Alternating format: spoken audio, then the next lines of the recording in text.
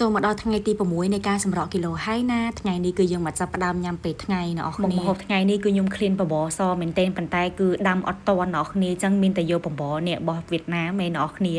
យកមកឲ្យដាក់ជាមួយត្រីសាម៉ុនមួយខាំទៅបានចាំបានប្រូតេអ៊ីនគ្រប់គ្រាន់អញ្ចឹងណានិយាយទៅបើបានបបរសល្អដោយសារតែអត់មានសូឌីមណ៎អស់គ្នានិយាយទៅមកកញ្ចប់ហ្នឹងសូឌីមឡើង1000ជាងសាហាវមែនទែនសិតតែជាតិប្រៃញ៉ាំឲ្យអាចហៅមុខបានណាអញ្ចឹងក្រោយញ៉ាំបបរហ្នឹងហើយយើងត្រូវផឹកទឹកចូលឲ្យច្រើនណ៎អស់គ្នាសម្រាប់ស៊ុប hot pot ដែរណ៎អស់គ្នាឃើញនេះគឺសល់ពីម្សិលមិញចឹងក៏ខ្ញុំយកមកស្រោះបន្លែឲ្យដាក់ពងមកក្របទៅហើយមានសាច់ជ្រូកតិចតួចតែសាច់ជ្រូកគឺខ្ញុំបានតែ2ដុំឯណោះគ្នាក្រៅពេលហ្នឹងឲ្យនាងណាញ៉ាំថ្ងៃនេះបានញ៉ាំឆ្ងាញ់មាត់ហើយប្រូតេអ៊ីនគ្រប់គ្រាន់ទៀតហើយយើងក៏ផឹកជាមួយម៉ាឆាទៀតហើយតោះមកដល់អាហារទី2របស់យើងម្ដងគឺខ្ញុំមកញ៉ាំជាមួយនឹងសាឡាត់ណោះគ្នាមានបាកា2ដាក់ស្កានាគចូលហើយជាមួយនឹងណោះគ្នាឃើញទឹកសាឡាត់ហ្នឹង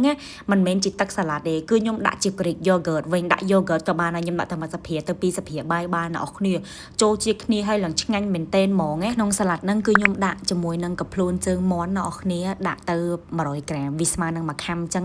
គឺយើងបានប្រូតេអ៊ីនគ្រប់គ្រាន់ហើយគឺយើងអត់ឃ្លានទេតែមិញណ៎អស់គ្នាគាត់តែខ្ញុំឃើញរបស់ផ្អែមគឺខ្ញុំឃ្លានខ្លាំងមែនទែនអញ្ចឹងក៏សុំភ្លក់ម្ដុំឯណ៎អស់គ្នាខ្ញុំខ្វះផ្អែមអត់បានហ្មងអញ្ចឹងសគីឡូបែបនេះណ៎អស់គ្នានិយាយទៅ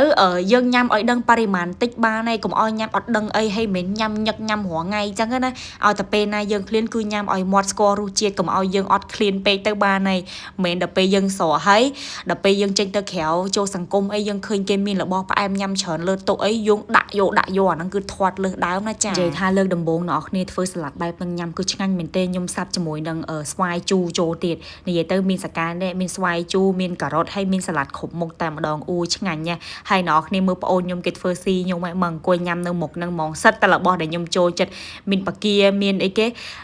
ជ្រក់ឆៃថាឯអ្នកគ្នាហើយមានក្តាមមានអីឡុងពេញហ្នឹងហ្មងខ្ញុំបានតែបាកាស្រស់2ហ្នឹងដាក់ចូលសាឡាត់ហ្នឹងហើយញ៉ាំសិនហើយណា